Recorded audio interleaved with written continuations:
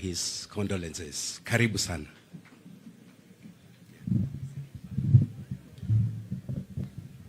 It's okay, please be seated. Mama Rosalind na familia yako yote, jamii ya ndugu Henry Chakava, marafiki, watu wote wa ukoo, majirani, wale wametoka ng'ambo na mbali, wote ambao ni marafiki wa familia ya Henry Chakava. Mwanzo kabisa nataka nichukue dakika ya kwanza kutoa rambirambi zangu, za mke wangu Tesi, za familia ya Mudavadi yote, kwako na watoto wako na jamii nzima kwa kupoteza mpendwa Henry Chakava. Kwa viongozi wenzangu ambao wako hapa pia nawatambua. Wakuu wa kanisa tunawatambua. Na najua tumechukua muda mrefu, lakini huyu mwenzetu alikuwa mzito. Mzito kwa urafiki, mzito kwa utaalamu wake, na mzito kwa kazi yake.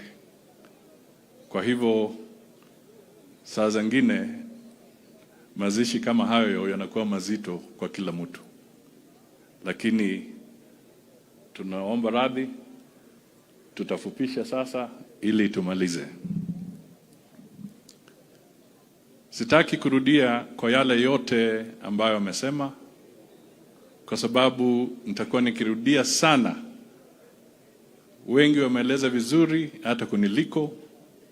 Mimi nataka tu niungane na hawa wote kusema kwamba we have lost a great man, a great son of Kenya, a great son of Africa. May his soul rest in eternal peace. And may God's grace dwell in his home so that his children, his wife, his grandchildren, and all his relatives can also have a moment of peace as he rests with God. I will just now clarify one or two things, mambo mawili matatu tu, alafu niwe nimemaliza. Kwanza, nataka niseme I fully agree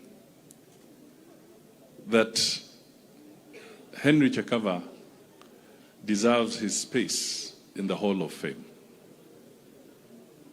And the message that was, proposition that was put forward by his team is valid, and I will carry it forward so that it can receive due consideration in laying the legacy and the foundation of our future. So I've taken that message very, very well.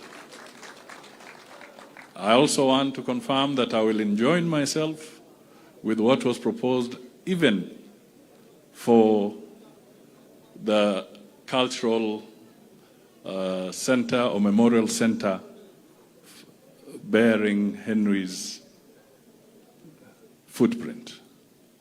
In fact, when a governor, there is land. Henry Chakava was one of the founders of the cultural festival.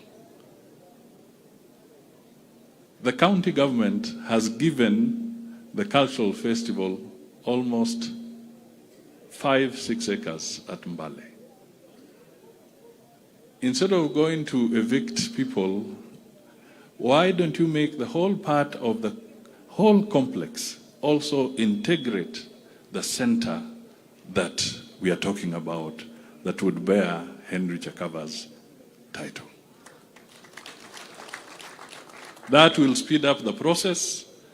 It will save the county government aspects of compensating, na tuendelee mbele, and we move forward. So this is something we can all work together on. I want to also assure you now from a different angle, that we fully support devolution. I want to assure my brother Osotsi, and I'm happy we are talking the way we are talking. I want to assure him that we are fully committed to devolution. That is the constitutional crown of 2010, which Amos Wako steered so well. Devolution is the most innovative, the most pragmatic aspect of that constitution. And we shall defend it. There may be teething problems from time to time, but I want to assure you that we are not going to deviate from the principles and the constitutional provisions of devolution. In fact, the Kenya Kwanza government has been very, very supportive. If the Senate was to follow carefully and the governors were to speak, and they have spoken to this, a lot of the arrears of resources that were pending for years that were due to the county governments, the Kenya Kwanza government was able to make good and pass over the resources, financial resources, required to implement devolution programs. And we are not going to stop. We shall continue. So rest assured, my brother, hiyo itaendelea. Let me speak to one issue, because we may be taking it lightly.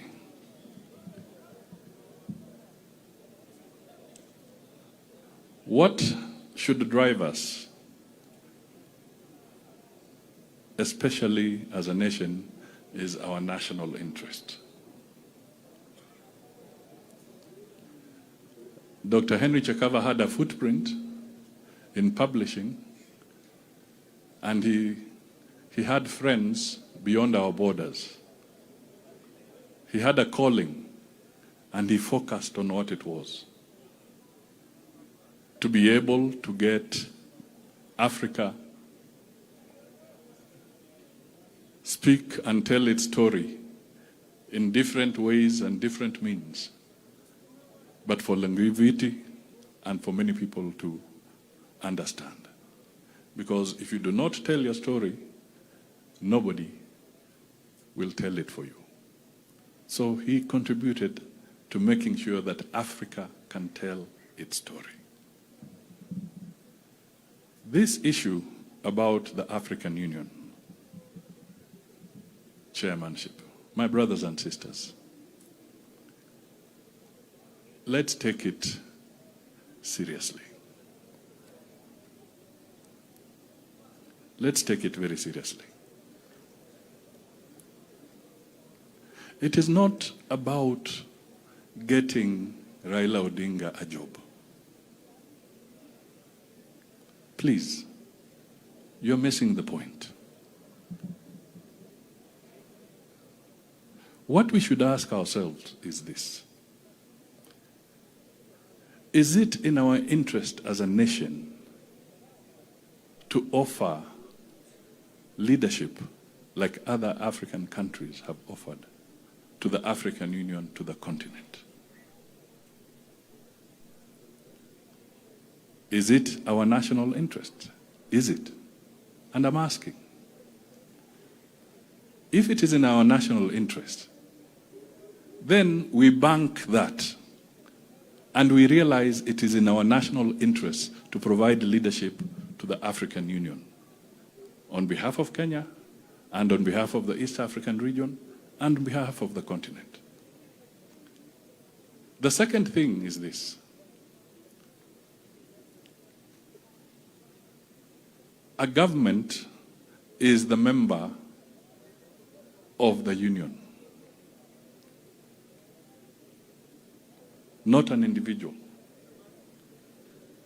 So the membership of the African Union is about states.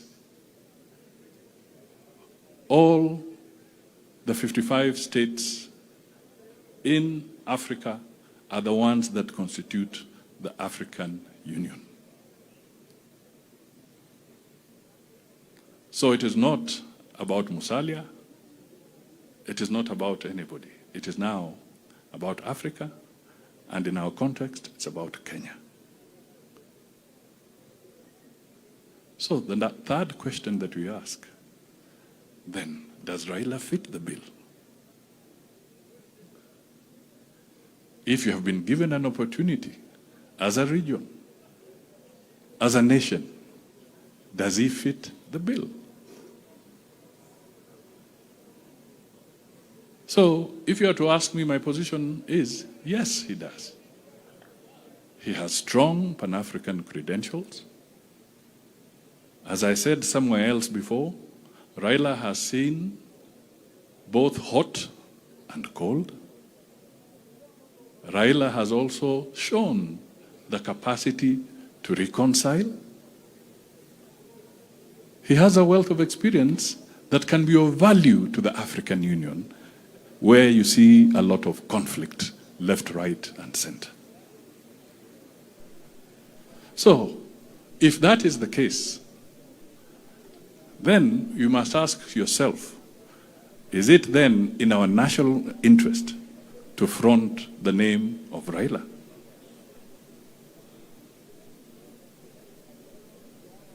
Because it could have been anybody else. But is it in our national interest? If it is, then let us stop making this thing look like it's a reward system. Because it's not about rewarding.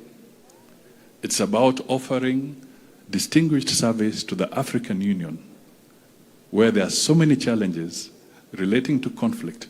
By the way, my brothers and sisters, conflicts in Africa have now caused 98 million children to be out of school. As we speak, 98 million children are out of school. So we need all the hands on the deck. We need experience. We need good people so that they can help in creating proper dialogue, in creating proper interconnectivity with the various heads of state, with the various countries, with the various factions, so that we can reconcile our country. And therefore, I want to repeat, in honor of Chakava and all the other people that are here, please let us take this issue of the African Union chairmanship more seriously than we are taking it.